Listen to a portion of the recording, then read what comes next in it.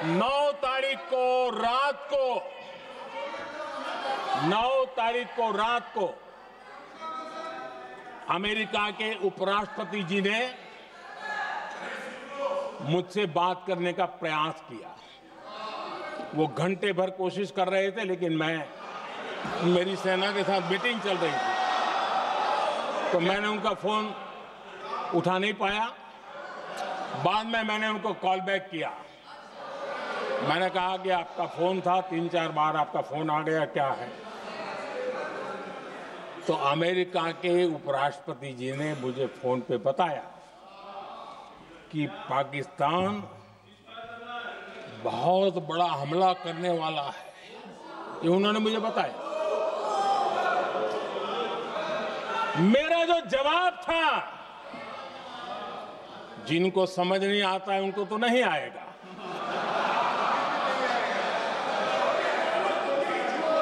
मेरा जवाब था,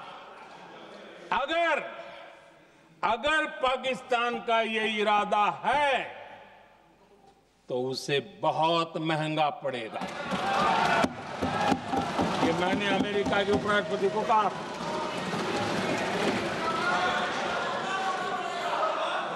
अगर पाकिस्तान हमला करेगा तो हम बड़ा हमला कर करके जवाब देंगे।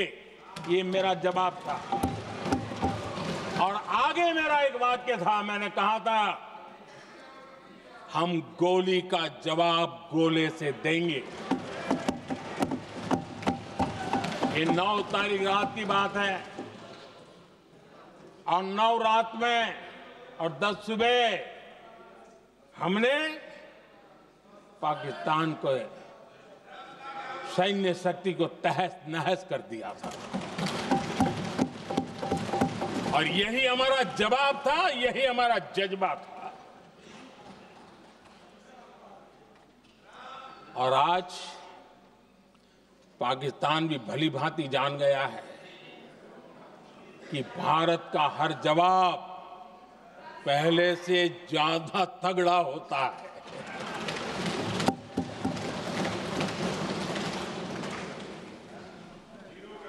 उसे यह भी पता है कि अगर भविष्य में नौबत आई तो भारत आगे कुछ भी कर सकता है।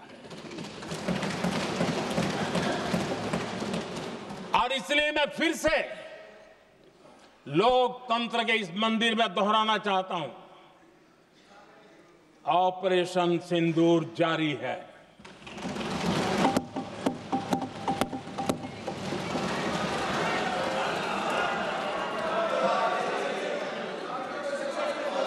पाकिस्तान ने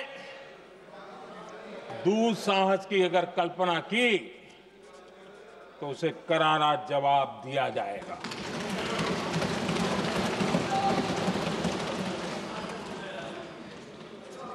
आदरणीय अध्यक्ष जी,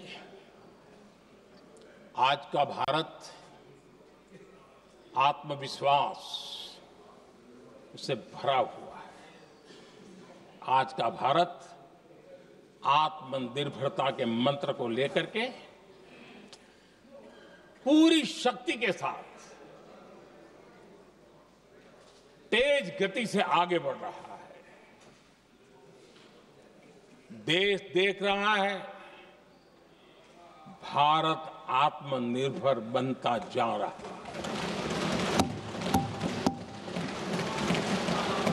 लेकिन देश ये भी देख रहा है कि एक तरफ तो भारत आत्मनिर्भरता की ओर तेज गति से आगे बढ़ रहा है, लेकिन कांग्रेस मुद्दों के लिए पाकिस्तान पर निर्भर होती जा रही है।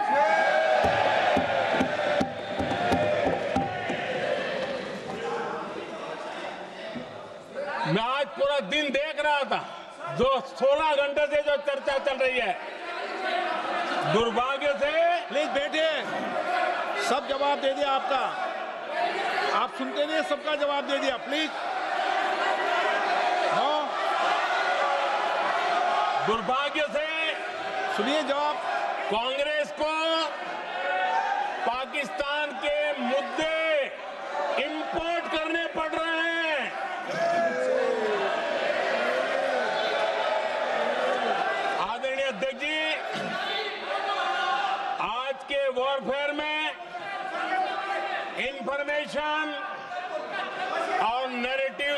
प्लीज बैठिए। बहुत बड़ी भूमिका है।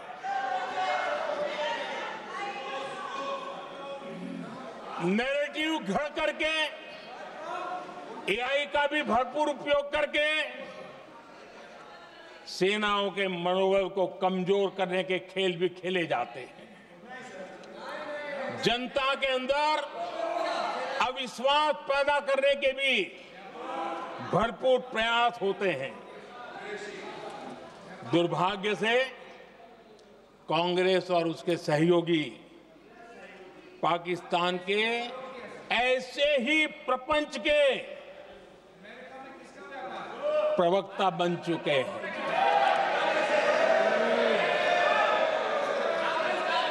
आदरणीय अध्यक्ष जी, देश की सेना ने, आदरणीय अध्यक्ष जी, ये तरीका है देश आपका? की सेना ने, बैठिए बैठिए। देश की भाई, सेना ने सुनते रहे। सर्जिकल स्ट्राइक की। बैठिए।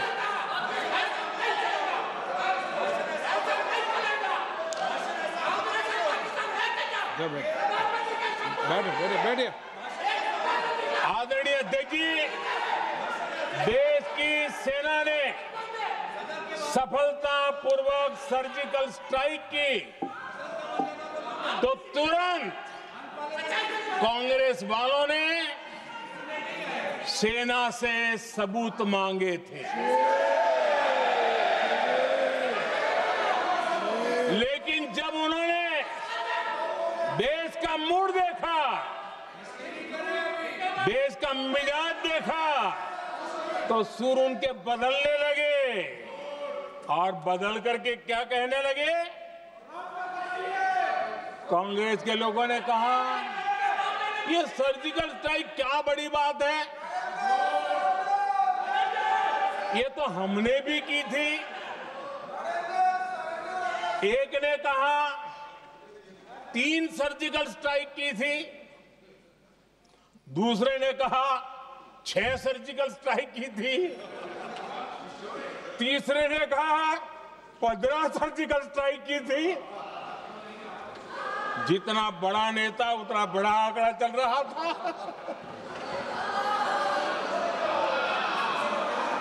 आदरणीय अध्यक्ष जी, इसके बाद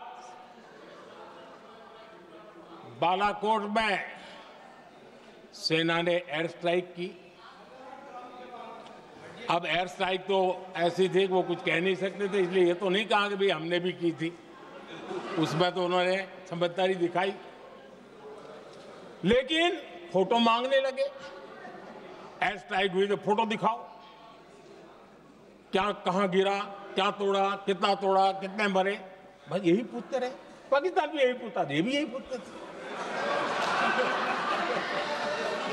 इतना ही नहीं, आदरणीय अध्यक्ष जी, जब पायलट अभिनंदन पकड़े गए तो पाकिस्तान में तो खुशी का माहौल होना स्वाभाविक था कि उनके हाथ में भारतीय सेना का एक पायलट उनके हाथ लगा था। लेकिन यहां पर भी कुछ लोग थे जो कानों कानों में कह रहे थे, अब मोदी फंसा, अब अभिनंदन आए, मोदी ला करके दिखा दे, अब देखते हैं मोदी क्या करता है। आज डंके की चोट पर अभिनंदन वापिस आए।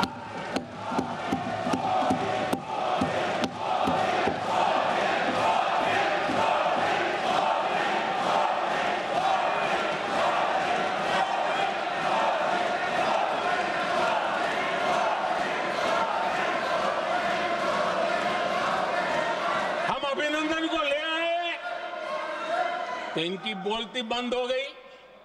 इनको लगा यार ये नसीब वाला आदमी है, हमारा हथियार हाथ से निकल गया। आदरणीय अध्यक्ष जी, पहलगाम हमले के बाद हमारा बीएसएफ का एक जवान पाकिस्तान के कब्जे में गया तो फिर इनको लगा वाह बड़ा मुद्दा हाथ में आ गया है, अब मोदी फंस जाएगा। अब तो मोदी की फजीयत जरूर होगी और उनकी इकोसिस्टम ने सोशल मीडिया में बहुत सारी कथाएं वायरल की कि ये बीएसएफ के जवान का क्या होगा, उसके परिवार का क्या होगा, ये वापस आएगा, कब आएगा, कैसे आएगा, न जाने क्या क्या चला दिया। आदरणीय अध्यक्ष जी, बीएसएफ का वो जवान भी आन बान शान के साथ वापस आया।